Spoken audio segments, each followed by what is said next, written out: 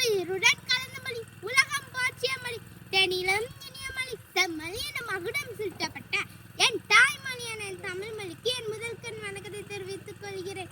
கனவு என்னும் ஒரு சாதாரண வார்த்தையை இளைஞர் நெஞ்சில் நங்கூரம் போல் பாய்ச்சியவர், சொல்லி சென்றவர் மத்தியில் சொல்லி செய்தவர். ஒருவனை உலகம் திரும்பி பார்க்க வேண்டும் என்றால் அவன் பணக்கார தந்தைக்கு மகனாய் பிறக்க தேவையில்லை. ஏழை குடும்பத்தில் மத்தியில் மகனாய் பிறந்தாலும் கடும் முயற்சி, விடாப்பயிற்சி, கலையாத கனவு இருந்தால் வானில் பறக்க முடியும் என்று உலகிற்கே நிரூபித்து காட்டியவர்.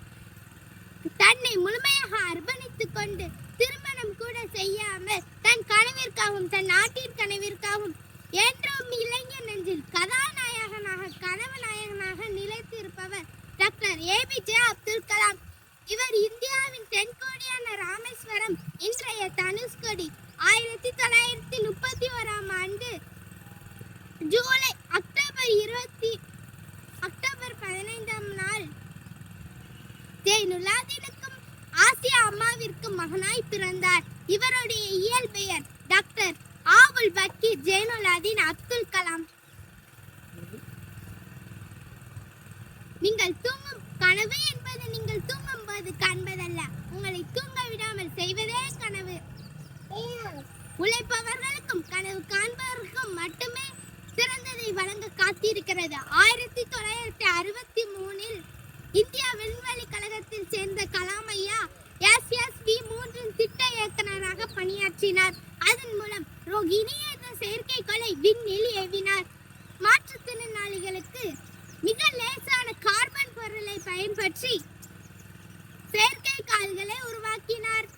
திரிசூல், பிருத்திவி, ஆகாஷ், நாக் மற்றும் அக்னி போன்ற ஏவுகணைகளை விண்ணில் ஏவினார். அணுகுண்டு சோதனையிட்டு வல்லரசு நாடுகளுக்கு சவால் விட்டார். இவர் ஆக்கிய தொண்டுகளுக்கு ஒன்றிய அரசு இவருக்கு பாரத் ரத்னா விருது வழங்கியுள்ளது. நேரு விருது, ஆர்யாபட்டா விருது என்னும் பல விருதுகளை இவர் பெற்றுள்ளார். 23 பல்கலைக்கழகம் இவருக்கு டாக்டர் ஆஃப் சயின்ஸ் பட்டத்தை வழங்கியுள்ளது.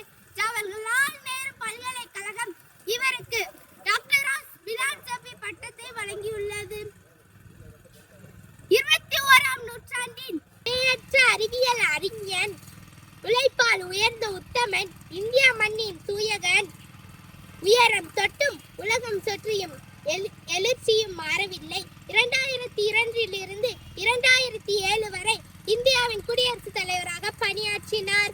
2015 ஆண்டு ஜூலை 27 மாணவர்கள் மத்தியில் உரையாடி கொண்டிருக்கும் போது மயங்கி விழுந்து தனது உயிரை பிரிந்தார். கலாம் பிறந்த அக்டோபர் 15 நாள் இளைஞர் எழுச்சி நாளாக கொண்டாடப்படுகின்றது. காலமே சுருக்கம், கருத்தை பெருக்கம். இனியும் நான் பேசினால் ஏற்படும் சுணக்கம். நன்றி, வணக்கம்.